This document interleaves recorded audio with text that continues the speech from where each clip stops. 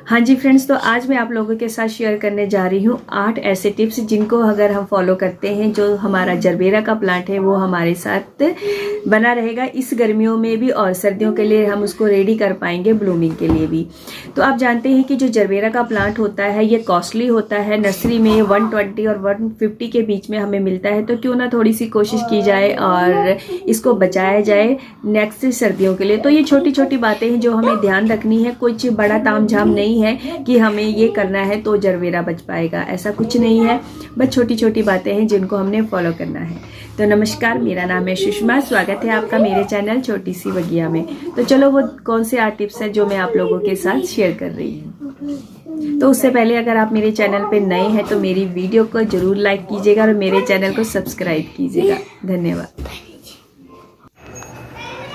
हाँ जी फ्रेंड्स, तो ये मेरे जरबेरा के प्लांट्स है जो मेरे पहले छत पे थे, तो उनको मैं नीचे ले आई हूँ अब, क्योंकि छत पे इनको फुल धूप मिली थी। हमारी छत पे जो स्पेस है वहाँ पर इनको फुल धूप मिलता था, लेकिन अब मैं इनको नीचे लेके आई हूँ और इनको ऐसी जगह पे रखूँगी जहाँ पर इनको कुछ घंटे की धूप मिले, उसके बाद ये शेड ही मिलेंगे। तो जरबेरा गाइस 2 तरह के होते हैं, एक होता है देसी और एक होता है हाइब्रिड। जो देसी जरबेरा होता है ये थोड़ा हाइब्रिड के अकॉर्डिंग स्ट्रॉन्ग होता है। धूप को सहने की शक्ति देसी वाली जरबेरा में ज़्यादा होती है, लेकिन जो हमारा हाइब्रिड वाला जरबेरा होता है ये सॉफ्ट होता है अकॉर्डिंग टू देसी जरबेरा के मुकाबले। तो चलो गाइज़, मैं आपके साथ शेयर कर रही हूँ अपने वो 8 टिप्स जो मैं भी फॉलो करने वाली हूँ ताकि मैं इनको बचा के रख सकूँ। तो चलो आपके साथ भी मैं वो शेयर कर रही हूँ। टिप नंबर 1 पर लेते हैं कि नो रिपोर्टिंग।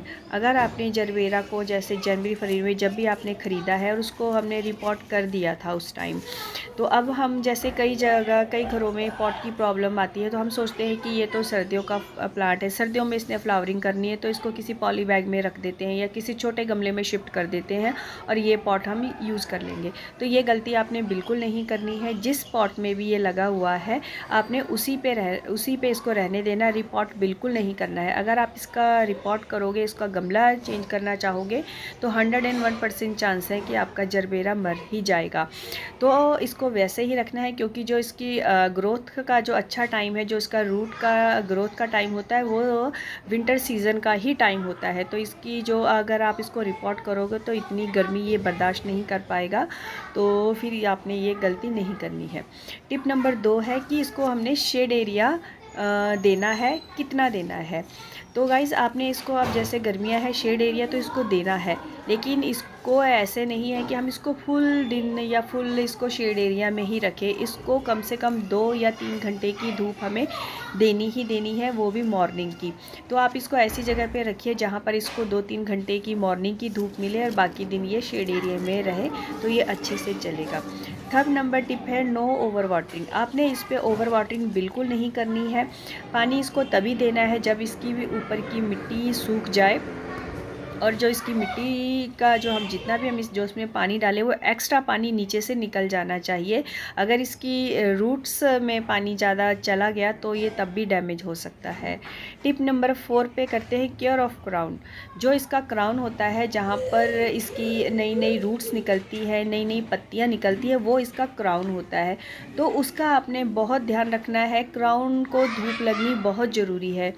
तो जब भी क्राउन के इधर इर्द गिर्द होता है ना पत्तियां, जब न्यू पत्तियों की ग्रोथ होती है, तो आप उन पत्तियों को कट कर दीजिएगा ताकि जो क्राउन को हवा मिलती रहे, धूप मिलती रहे।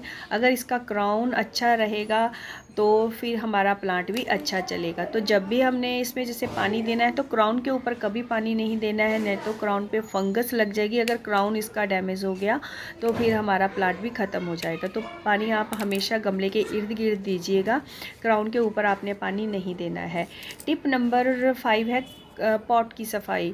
अब ये सोचोगे अब ये पॉट की सफ़ाई क्या है? पॉट की सफाई, जैसे हमारा जो जरबेरा का प्लांट होता है इस पर फंगस अटैक बहुत जल्दी होता है, कीड़ों का अटैक इस पर बहुत जल्दी होता है, स्पाइडर माइट बहुत जल्दी इस पर आते हैं। तो आपने इसकी सफाई करनी है टाइम टू टाइम। जैसे इसकी येलो पत्तियाँ, इस पर इसकी पत्तियाँ येलो पड़ने स्टार्ट हो जाती, सूखने लग जाती है, जब इसके फ्लावर्स पूरे खिल जाते हैं तो आपने उनको अच्छे से कट कर देना है। इसका जो गमला है है उसमें कोई भी पत्ती ऐसे गिरी नहीं होनी चाहिए, क्योंकि अगर वो पत्तियां हुई तो वो पत्तियां मिट्टी के टच में आएंगी, जिससे उनमें फंगस होगी और हमारे पौधे पर फंगस का अटैक हो सकता है, कीड़े आ सकते हैं। तो आपने इस का ध्यान रखना है कि आपने टाइम टू टाइम रेगुलरली ही इस पॉट की सफाई रखनी है। जो भी इसका सूखी पत्तियां, सूखे फूल, उनको कट करके गमले से बाहर निकाल देना है। अब बात करते हैं टिप नंबर 5 की, कि रेगुलरली आपने इस पर नीम का स्प्रे करना है।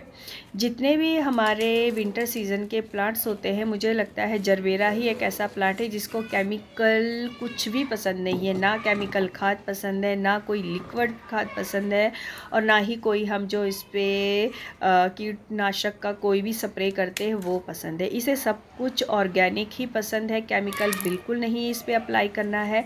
तो जैसे कि जरबेरा पे हम बात कर रहे हैं कि इस पर कीड़ों का अटैक बहुत जल्दी होता है, तो आपने इस पर टाइम रख लीजिए, 25 दिन का रख लीजिए, 20 दिन का रख लीजिए, 1 मंथ का रख लिए।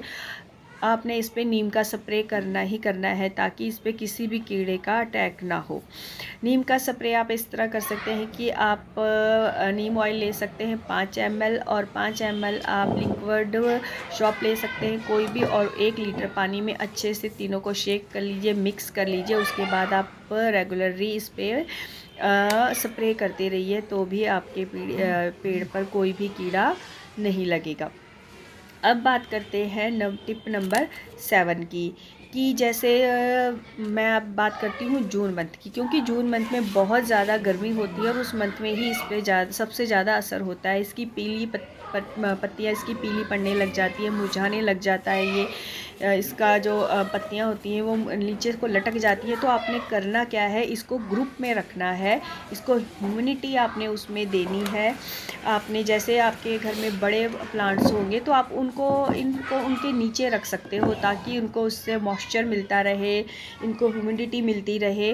और ज़्यादा है तो आप ऐसे कर सकते हैं कि कोई भी आप ट्रे ले लीजिए, उसमें आप पत्थर रख सकते हैं, पत्थर के ऊपर आप पानी डालिए और पानी के ऊपर आप अपना पॉट रख सकते हैं। अगर आपका पॉट प्लास्टिक का है तो आप उसको, ये ट्रिक आपने ज़रूर अप्लाई करनी है, क्योंकि प्लास्टिक के पॉट में ह्यूमिडिटी की कमी हो जाती है, अच्छे से पानी सूख नहीं पाता है।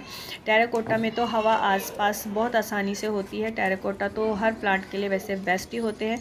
तो आपने इनको ग्रुप में रखना है, प्लांट्स के साथ रखना है। अब बात करते हैं टिप नंबर 8 की, कि इसको फर्टिलाइज़र हमने देना है कि नहीं देना है। कि जैसे हमें पता है कि इनका ग्रोइंग टाइम तो विंटर्स ही होता है, जिसमें इन्होंने हैवी फ्लावरिंग करनी होती है। और तो आपने इसको, आप 1 मंथ में आप इसको बस हल्का सा वर्मी कंपोस्ट दे दिए, वो ही इसके लिए काफ़ी है, इसको और फर्टिलाइज़र करने की ज़रूरत नहीं है। तो बस गाइस आज के लिए इतना ही, मिलते हैं फिर एक नेक्स्ट वीडियो को।